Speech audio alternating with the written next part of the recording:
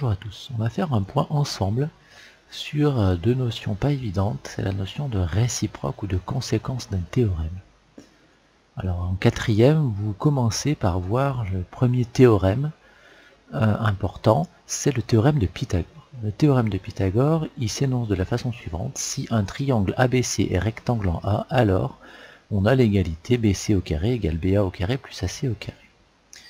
Alors ce théorème de Pythagore, on va appeler ça un énoncé. Alors, des énoncés, je peux en formuler d'autres de la même façon. Si un quadrilatère a 4 angles droits, alors c'est un rectangle. Si un nombre se termine par 5, alors il est dans la table de 5. S'il pleut, alors je prends mon parapluie.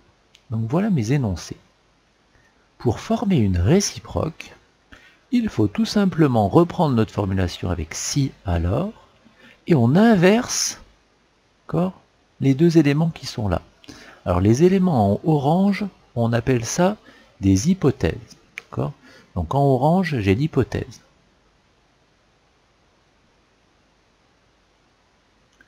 Donc ici, j'ai si j'ai mon hypothèse, alors, eh bien en vert, j'ai ma conclusion.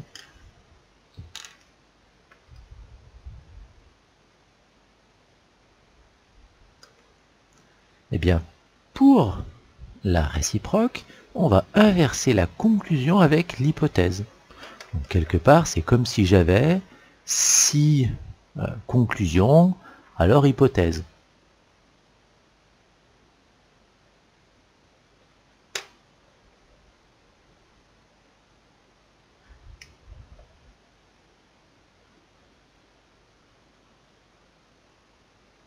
Alors, observons les exemples qui sont donnés. Premier énoncé, s'il pleut, alors je prends mon parapluie. Donc j'inverse les deux. Si je prends mon parapluie, alors il pleut. Il faut faire attention, puisqu'il y a des réciproques qui sont vraies, puis il y en a d'autres qui sont fausses. Ici, dans la vie de tous les jours, si je prends mon parapluie, il ne va pas forcément pleuvoir. Donc cette phrase n'est pas toujours vraie. Si maintenant on est dans les formulations mathématiques, si un nombre est dans la table de 5, alors il se termine par 5. Ça c'est faux par exemple, puisque les nombres qui sont dans la table de 5 se finissent soit par 0, soit par 5. La troisième, si un quadrilatère a 4 angles droits, alors c'est un rectangle. Donc on va dire si un quadrilatère est un rectangle, alors il a 4 angles droits. Ça c'est réciproque et vrai. Et pour le théorème de Pythagore, c'est si BC au carré égale BA au carré plus AC au carré, alors le triangle ABC est rectangle en A. Donc voilà comment on forme une réciproque d'un théorème, d'un énoncé. On part de la conclusion et on arrive à l'hypothèse. Deuxième chose, comment est-ce qu'on forme une conséquence d'un énoncé? Alors là c'est un petit peu plus compliqué. Au collège on appelle ça une conséquence, au lycée vous appellerez plutôt ça une contraposée. Alors comment est-ce qu'on forme une contraposée? C'est un peu plus complexe que ça. Pour former une contraposée, il faut prendre le contraire de notre conclusion et on va obtenir le contraire de notre hypothèse. Ça veut dire que si je reprends ce que j'ai écrit là, pour former une conséquence, je dois prendre si le contraire de la conclusion,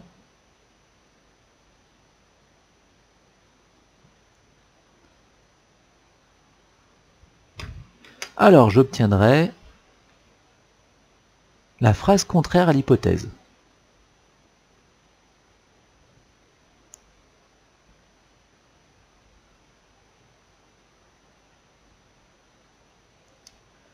Je m'explique. Pour obtenir une contraposée, je dois prendre le contraire de la conclusion. Donc dans ma phrase, s'il pleut, alors je prends mon parapluie, je vais obtenir si je ne prends pas mon parapluie, alors il ne pleut pas. Donc comme pour la réciproque, une contraposée, une conséquence n'est pas toujours vraie. C'est le cas pour cette phrase-là. Par contre, pour un théorème mathématique, la contraposée ou la conséquence sont toujours vraies. Donc si on prend celui-là, si un nombre se termine par 5, alors il est dans la table de 5. Donc ma conséquence c'est, si un nombre n'est pas dans la table de 5, alors il ne se termine pas par 5. Donc c'est ce qui est vrai ici. Si un nombre n'est pas dans la table de 5, alors il ne se termine pas par 5, c'est vrai ça. Si je prends ma troisième phrase, mon troisième énoncé, si un quadrilatère a 4 angles droits, alors c'est un rectangle. Conséquence, si un quadrilatère n'est pas un rectangle, alors il n'a pas 4 angles droits. Ça c'est vrai aussi.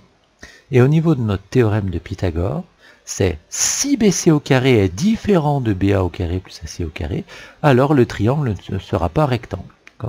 Donc pour ne pas trop compliquer les choses, j'ai mis alors le triangle ABC n'est pas rectangle A. En fait, il n'est pas rectangle tout simplement. D'accord?